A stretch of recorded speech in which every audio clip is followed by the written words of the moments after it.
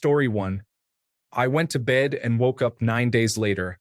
I have epilepsy and had a seizure early in the morning. I was brought to the hospital because the seizures would not stop. They gave me 5 different anticonvulsant medications. None of it worked, so they paralyzed me from the neck down to stop me from physically seizing. But my brain was still affected, so they essentially put me in a medically induced coma. I had to be intubated and put on life support. I had to undergo dialysis because something related to my blood was going to cause me to have a heart attack. This all happened in one day. For the next 9 days, they essentially waited for me to get better and slowly wake up. From my perspective, I went to sleep and had some crazy long dreams, which almost felt like I lived another life for 6 months. In my dream, near the end of it, I noticed things were weird, like sitting on a Ferris wheel in the middle of a black void. So I eventually realized it was a dream and had a panic attack in my dream, and then I suddenly sat up panicked in the hospital. 9 days later, I do not remember much after the day I woke up, but I remember the feeling of the intubation tube being pulled out. Story 2. Carbon monoxide. It travels through the air in pockets. I was working on a blast furnace and stepped into a pocket and instantly passed out. I woke up on the catwalk and made my way down off the furnace, stopping once to vomit. It displaces the oxygen in your body and gets in your joints. I felt like I had been hit by a truck for a week. Story 3. I almost walked in front of a speeding bus on the busy streets of Chicago. Fresh out of high school, sleep-deprived, with my music player on, walking to work. I just kept walking until someone behind me grabbed my backpack handle and pulled me back, followed by the rush of a speeding bus seconds later. I looked back, and there was a group of people behind me, but no one in the crowd said anything or even looked at me. I never found out who saved me, but thanks, Chicago stranger from 20 years ago. Story 4. Once, when I was 6, I was walking through the woods when this really big kitty came out of the brush, walked right up to me, brushed its head against my face like a house cat against someone's leg, and then just walked right off. Didn't really think much of it at the time. Hindsight, mountain lion. Story 5. Eating you berries at age 2. My mom noticed red juice around my mouth and was aware the berries are extremely poisonous. So she rushed me to the hospital. The doctors told her they would attempt to pump my stomach, but in all likelihood, they would only be able to make my death more comfortable as it was almost inevitable. My mom phoned my dad telling him to get to the hospital as soon as possible. Meanwhile, I had my stomach pumped. It turns out I hadn't bitten a single berry. I'd swallowed them all whole. Apparently, if I had chewed them, it would have definitely been fatal. Needless to say, my dad never made it to the hospital and instead stayed at home and took a chainsaw to the ancient yew trees we had growing in our garden. Story 6. A year ago, I had a cough I couldn't shake for a few months. I went to urgent care, and they found a large mass in my chest compressing my airway. I had a rare type of non-Hodgkin's lymphoma. 8 months post-chemotherapy, and I'm doing great. Story 7. In 2007, I had a depressed skull fracture and died during surgery but was revived. My family told me I had blood coming out of my eyes, nose, and ears. People always say you're supposed to see a white light, but I didn't see anything. When I woke up, there was a cute intensive care unit nurse, and the first thing I did was apologize to her for being naked. Story 8. A random stranger, maybe. I was 15 years old working at a local store by myself. Yes, my boss was an idiot. When this man came in who was all scratched up, he didn't look around the store, went straight towards me behind the cash register. He kept making weird comments like, "What would you do if I told you I just robbed a place? What does the back of this store look like? Have you ever called the police before?" Thankfully, a woman came in and the man immediately left. I found out later that he had robbed a gas station and shot the cashier. Story 9. A helicopter dropped a tree, which hit another standing dead tree. Both fell on either side of me.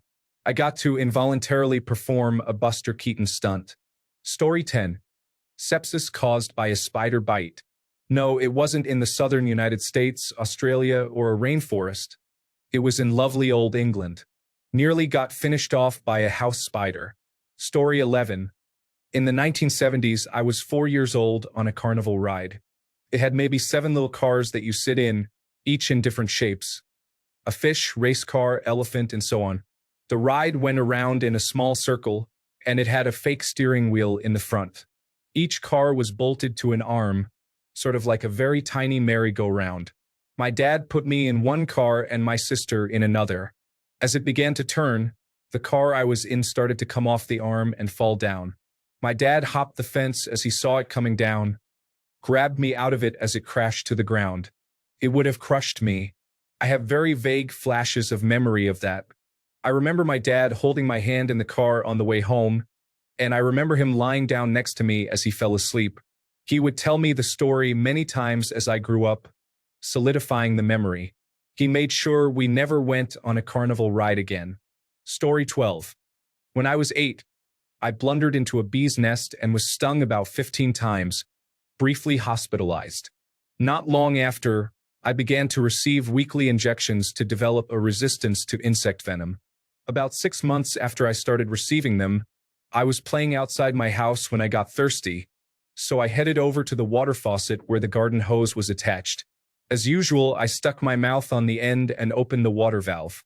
Before the water arrived, I realized something else had preceded it into my mouth, and even though I spat out the water, the solid thing remained in there and then started stinging me on the tongue, roof of my mouth, and inner lip while I desperately tried to spit it out.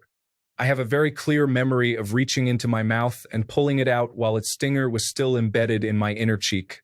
The next thing I remember is lying on a gurney while they cut off my sneakers because my feet had swelled so much they wouldn't slip off. They had it seemed to me, enormous syringe of adrenaline which they stuck in my butt. The only other thing I remember, or maybe remember my mother telling me, is one of the doctors saying that if I lived 5 minutes further from the hospital, I may have died. Story 13. Debt. Many years ago, I built up credit card debt. Then I took out a loan to clear those cards, but then I had to pay the loan, and irresponsibly, I used the credit cards again. I promised myself it would just be for that 1 month, but that 1 month became a convenience, and it became several months. Before I knew it, the credit cards were maxed out, so I had to pay them plus the loan I took to clear them. I couldn't even tell my wife. I was so ashamed. I got to the point where I genuinely believed that ending my life was the best thing to do. I felt like it would free my wife from my failures. I even took out a life insurance policy which would only pay out for suicide after 12 months, so I kept going for 12 months with the intention of doing it then.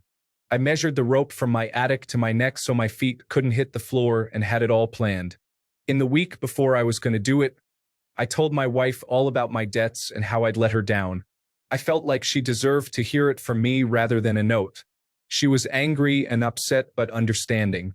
She stuck by me and helped me clear those debts. I now have a much better paid job, no debts, apart from our mortgage, and we have a beautiful little daughter together. If you're reading this and you're worried about debts, please do not let some silly overspending or the scrupulous greed of banks lead you to even think about such desperate measures. As an absolute last resort, declare bankruptcy, and you can rebuild from there. Trust me, things can and will get better. Your life is more valuable than any numbers on a bank statement. Story 14. Stroke from a brain bleed. It really should have killed me. The neurosurgeon told my mom and brother that I would not survive unless I was in a vegetative state. Paralyzed my left side, and I am wheelchair-bound. For the type of stroke I had and how it caused a major midline shift of my brain, I should be much worse off than I am, according to my doctors and therapists. Every time I see my neurosurgeon, he's amazed that I am alive and well. I'm pretty sure he wrote me off that night and figured I would die no matter what he did. Story 15. Carbon monoxide poisoning in my first apartment. I was getting really dizzy and had awful headaches for days. My mom called to check on me and noticed I was slurring my words. It turns out the ancient heating system was slowly killing me. Get carbon monoxide detectors, ladies. Story 16. Got mugged by a gang of 13. One took an X-Acto knife as the rest of them held me down, walked behind me, and slashed me deep on the back of the head. The power was out at my house, I didn't have a home phone, and cell phones weren't invented yet. So I wrote a note explaining what happened, where and who was involved, laid down, and went to sleep, not expecting to wake up the next morning. As you can see, I got through it. Story 17. I had a really bad allergic reaction. I didn't even know I was allergic to something I ate, but my throat started closing up, and I had to rush to the emergency room. Now I carry an epinephrine autoinjector everywhere because that was way too close of a call. Story 18. I almost drowned while swimming in the lake. The water was unexpectedly rough, and I got caught in a current that pulled me under. I panicked and swallowed water, but somehow I managed to swim back to shore with everything I had. I was gasping for air when I got out, and it was one of those moments where I realized just how quickly things could go wrong. After that, I have always been much more cautious when it comes to water. Story 19. Childbirth tried to kill me in 1992 and 1993. I survived but ended up widowed at age 30 due to a homicide by complete strangers. Then had a major heart attack consisting of a 100% blockage of the left anterior descending artery at 47. I'm almost 52, and I'm still here. I'm not ready yet. Story 20. A car followed me all the way home from work at 12:30 a.m. When I pulled up to my house, the car pulled next to me. The passenger side window went down, and the guy in the passenger seat pointed a loaded shotgun right at me. I thought I was going to die, and this was it. Then the driver said to him, "That's not him." The passenger asked, "Are you sure?" And he said, "Yeah." Then they reversed and took off. I almost got killed for something I had nothing to do with. Story 21. Pancreatic cancer. The doctor told me I had 8 months. It was very close in a couple of spots. I said my goodbyes and everything. That was 6 years ago. Doctors know a lot, but not everything. Story 22. Tried to impress a crush by eating a whole ghost pepper. Turns out, not only did my dignity die that day, but I also nearly did. Spent the evening thinking I had unlocked a new level of internal combustion. 0 out of 10. Would not recommend unless you need a reason to call your crush while gasping for breath. Story 23. Rid. A lice remover was about 10 years old when I got lice. Mom applied it to my head and found out I was deathly allergic. It almost killed me and didn't kill all the lice. Mayonnaise actually works much better, and it's not poison going on your child's head. Story 24. Both my siblings tried. When my sister was 3, she grabbed me from my crib, I was a baby, put me in a shopping bag, piled blankets on me, and dragged me around the house. My mom happened to uncover me just as I was starting to turn blue. My younger brother chased me around the house and stabbed me in the back when I was 11, he was 8. He narrowly missed puncturing my lung, which likely would have been fatal given that we lived 30 miles from the closest hospital. Story 25. Going to sleep with atrial fibrillation, thinking it should go away, and waking up after 4 hours dizzy and gasping for air. Had to spend the night in the intensive care unit. If I was an hour late, I wouldn't be here commenting on how foolish I was. Story 26. My ex made a dinner with an ingredient that she knew I was highly allergic to. I took one bite, had to spit it out, and asked her if the ingredient was in there. She assured me it wasn't. Then I found a can in the garbage with that exact ingredient. Then she got mad because I refused to eat it. Story 27. For context, I'm in my early 30s now. When I was 7 or 8, I went on a trip to California with my dad to visit his brother and his trophy wife. During the seatbelt and guard check for the ride, the attendant completely skipped us. At the time, I was very underweight and malnourished. I was so small that the over-the-shoulder guard didn't even touch me. I didn't know how to convey this in time to my dad or the other adults. By the time I realized it, the ride had started. If you've ever ridden this ride back in the day, it drops at a very steep incline towards the end. I was holding on for dear life by wrapping my tiny arms around the bar in front of me. I nearly flew completely out, especially on that last big drop. This event traumatized me so deeply for the greater part of my childhood. My dad and the other adults never truly understood just how horrific that situation was. I probably would have died if I had let go. And I was soaked with water afterwards. Story 28. I slipped on some ice, fell backward, and broke 3 vertebrae in my neck. When in the hospital, I went into respiratory failure. The doctors gave me cardiopulmonary resuscitation, and I survived. I spent most of the following year having rehabilitation at least twice a week. frequently more, especially early on. To this day, I have tingling, numbness, and pain in my hands, lower arms, feet, and upper legs. Don't try this at home, kids. Story 29. So many things, including being born, but the closest I think was choking as a child on a gobstopper. Luckily for me, my friend had been taught first aid young and knew the Heimlich maneuver. Story 30.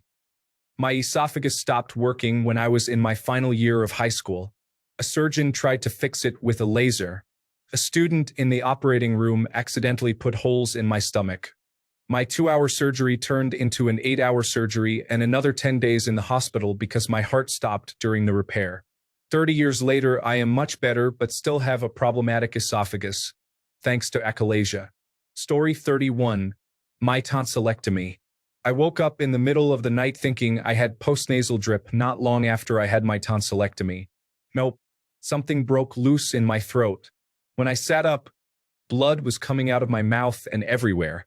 I had to somehow get a shirt on, so I was leaning over my sink, bleeding out, trying not to get it on the carpet in my room and everywhere else. Not sure how long I was bleeding for, but I had clots all over my teeth. My parents rushed me to the emergency room while I sat in the passenger seat hovering over a glass filling with my blood. Everything started to go black, and I was profusely sweating while trying to stay awake on my way there. My ear, nose, and throat doctor was on vacation and unreachable when this happened. So the emergency room doctor took me into surgery, recauterized my throat, and pumped my stomach. My poor sister woke up and walked into our bathroom filled with blood. She had no idea what had happened, but almost had a heart attack when she saw it. Horrific experience.